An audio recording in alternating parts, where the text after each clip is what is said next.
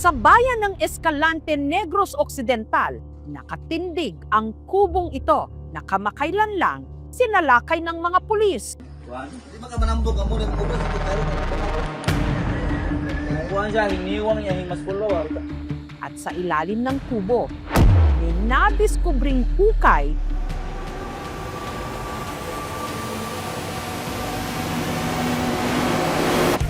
na tila ginawa raw lungga. Parang unfinished pa yung tunnel. Ano ang lihim na nakatago sa di umano bunker? Ang hukay may lawak na 5 metro kwadrado. Nasa 15 feet naman ang lalim nito. Hindi na basta-basta yung hukay. Parang taguan na. Ang tinderang si Rosalinda naniniwalang bunker o taguan ito at kilalang kilala raw niya kung sino ang di umano gumawa ng hukay na ito at dito rin nagtatago. Walang iba kundi ang lalaking nanloko raw sa kanya, si J.R. Escares. Si J.R. dating empleyado sa munisipyo at kilala rin daw na manghihilot. Isang araw, nagtayo raw ito ng samahan, ang Alpha RL Omega World Peace Community Development Marshall Program, kung saan sumanib si Rosalinda matapos siyang mahikayat ni JR kapalit daw ng mga pangako. Pag makakuha ka ng touring certificate, yung bahay mo na nakatayo na, yung lupa, sa'yo na yan. Ang lahat ng pangakong ito, makukuha lang daw niya kung kukuha siya ng special ID sa halagang 50 pesos lang. Sa grupo, nakilala rin ni Rosalinda ang isang matandang lalaki. Sabi ni GR, King Tiburcio Taliano Tadjan Marcos. Founder at chairman daw ng Alpha Omega. At hindi lang daw nagkataon na kaapelyido nito si Pangulong Ferdinand Bongbong Marcos Jr. Si Tiburcio raw kasi di umano kapatid ng Pangulo sa ama. Si Tiburcio daw, anak ni Ferdinand Marcos sa unang wife sa Spain. Yung naasawa niya, anak ni Queen Elizabeth, si Animisia Taliano. Siya rin daw ang nagmamay-ari ng Pilipinas. Yung mga lupa daw sa buong Pilipinas, binayaran sa mga Talyano ng $20 million sa 1949. Si Tiburcio daw, yan ang sole signatory sa Central Bank. Mag-imprinta daw ng pira na pangbigay sa amin. Dahil sa nakasisilaw daw na mga ipinangako ni JR, si Rosalinda umanib sa Alpha Omega. Nag-stop ako sa business ko ang tagalista sa mga member. Tsaka marami rin akong nakuha ng member dire sa Escalante. Almost mga 1,000 ang nakuha ko.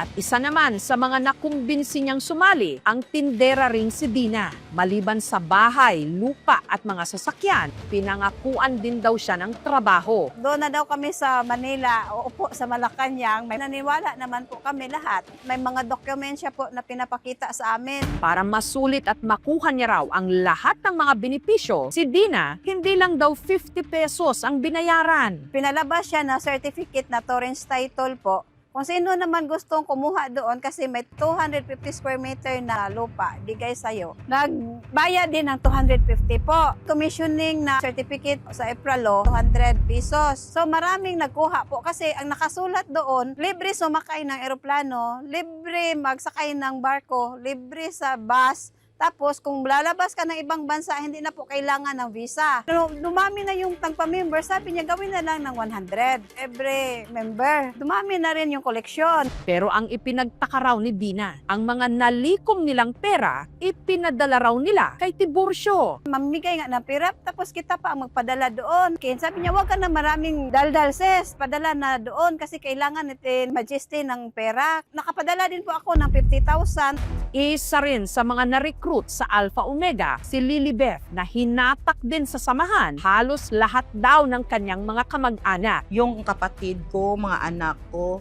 mother-in-law ko, sister-in-law. Kasi ang sabi niya sa amin, mas malaki yung babalik sa amin daw. Promise ng promise, itong buwan na ito, may pera na tayo. Wala naman. Kaya kinompronta na nila si JR. Pinagalitan po kami. Sinabi niya, kayo ang sisira sa organisasyon natin. Papatay ko kayo. Sinabi niya, nagnakaw po kami ng 125,000. Sabi ko, ako pa nga bibili ng damit niya, bibili ng pagkaon niya, magbigay ng pera sa kanya. Ako pa ang magnakaw. Pinablatter namin po siya. Si Rosalinda naman agad humingi ng tulong sa abogado. Sabi ko, attorney, pwede ba wag lang ako isali? Isa rin akong biktima na pinangakuan na hindi nakatanggap. Nag-order po na i-arrest ito pong suspect dahil po sa 6 counts na syndicated estafa under Article 315 of the Revised Penal Code.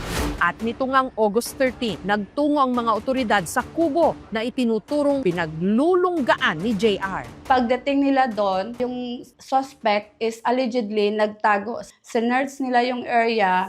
At dun nila nadiskubre na sa loob ng kubo may hukay.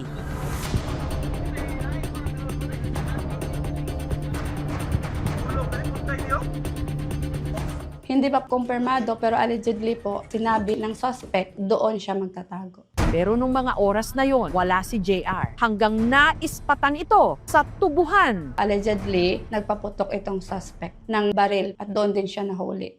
Ano kaya ang mga ilalahad ni JR sa kanyang grupo? Bunker o taguan nga ba niya ang hukay sa ilalim ng kubo? Ang mga pera, ma'am, nasa kanya, ma'am. Baka doon niya, ma'am, nilagay. At ang mga hinahanap na perang kinuha ni JR sa kanyang mga miyembro, sa bunker nga ba niya itinago? Babain na natin ang mismong bunker ng sinasabing mangbubudol ng Negros Occidental sa aming pagbabalik.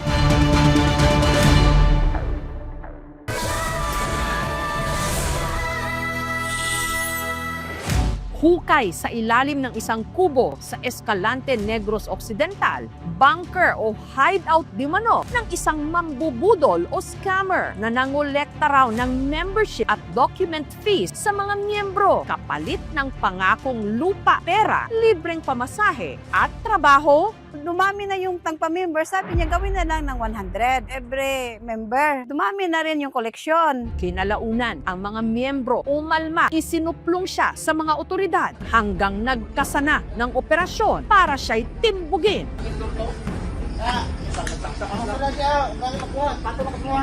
Patong na mo ha. Tagalan 30 segundo pre surrender. Hanggang nahuli. Ang suspect na si JR, inabutan naming nakakulong na sa Escalante City Police Station nito lang Huwebes. Hindi po ako nagre-recruit. Wala naman ako pong hinihingi. Kung gusto kayo magpa-member nito, kayo ang magpapagawa ng identity ninyo. Ang problema, ma'am, dahil ako ang team leader sa Negros, ako daw ay namimera sa mga mahihirap. Bibigyan daw sila ng lupa, bahay, sasakyan, pera. Hindi po ako, ma'am, ang nagsabi niyan, kundi ang mga organizer na pumasok sa akin para makakolekta po sila ng pera. Sinungaling. Siya naman ang nag-utos sa amin na mag-recruit kami. Magalit pa nga siya pag minsan pag wala ng pira. Yung mga dokumento po na ini-issue ng grupo nila ay wala pong visa. Hindi po magagamit sa anumang transaksyon. Patong-patong ang mga haharapin niya ngayong kaso. 12 to 20 to 40 years na imprisonment. Non-bailable po yun. Another case, attempted homicide and direct assault sa 12 to 15 years of imprisonment. Pero ang tanong pa rin ngayon, nasan na ang mga perang nakulimbat niya sa kanyang mga miyembro? Pinuntahan ng aming team ang lupang kinatatayuan ng kubo na pag-aari ng mag-asawang Pantalyon at Marlin. Wala may extension, ma'am, nga amo asyang taguan. Wala po may extension nga amo asyang tabangan. Ayon sa kanila, ang hukay hindi raw talaga bunker, kundi dati raw ulingan. Puanan big tubig dito sa among area. Nga itpit, anak asawa ko, undangin nyo na kay base kung mahulog ang kabataan, dira, may problema pa ta.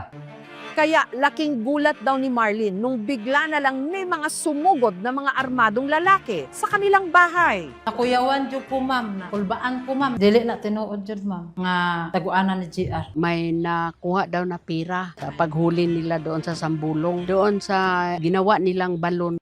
Para magkaalaman na ang aming team, pinahintulutan ni na Pantalyon na suyurin ang bunker.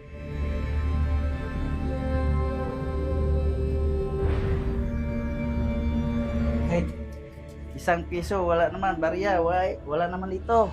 Charge to experience na lang. Hindi na kami ma'am umaasa ma'am na babalik yan. Nagasto yan na yan ma'am sa mga pusil, sa mga bala ma'am, sa luho niya. Yung mga kababayan po natin na nasa liblib na lugar, nagiging biktima dahil yung kaginhawaan na kayang ibigay ng ating Estado ay malayo po sa kanila. Huwag po tayong maniwala sa easy money. Dapat i-verify muna nila, may permit ba ito, legal ba ito, pumunta sa mga station, magreklamo. Ang importante lang ma'am, nasa jail na siya ngayon. Bayaran niya yung niloko niya sa mga tao.